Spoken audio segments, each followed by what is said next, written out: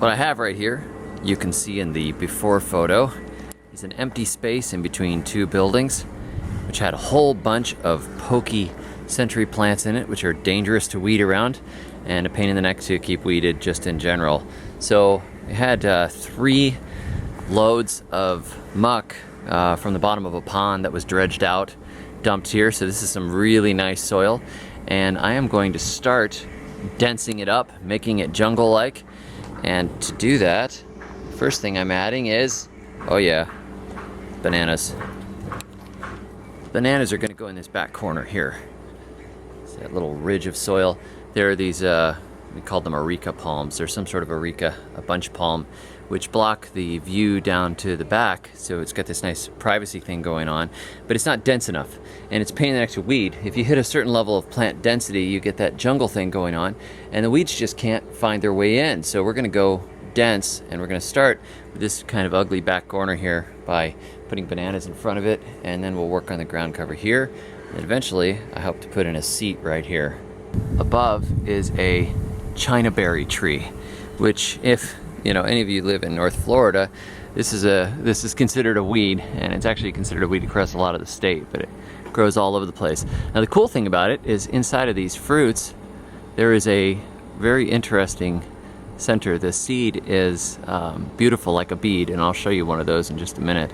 But this is in the same family as mahogany, and I thought about taking it out and putting a jackfruit in, but you know, this tree's probably 8 years old or something. It's a shame to cut it down. It's a pretty looking tree, and it actually has really good timber, and so you know, might as well let it get bigger. If we get tired of it later, when it's nice and fat, we can cut it up into beautiful boards and make something out of it.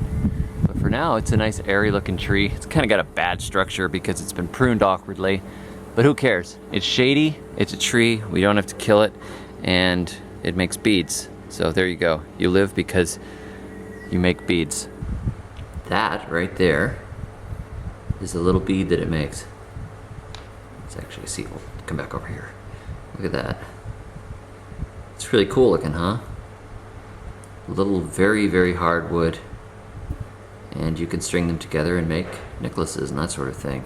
So you get to see something like that you wouldn't see every day. A bead that grows on a tree. Well, phase 1 is done. Look at these beautiful bananas. These are a Cavendish banana.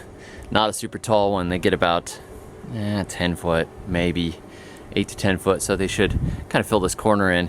This is not the way I would plant them if I was going to be planting them for food predominantly. You know, you don't want them this close. But this will fill in quickly, and we need to have this place looking nice because tourists come through and all that jazz. Over here, oh, Davy G, what are you doing? Yeah, you see that? That is a coffee.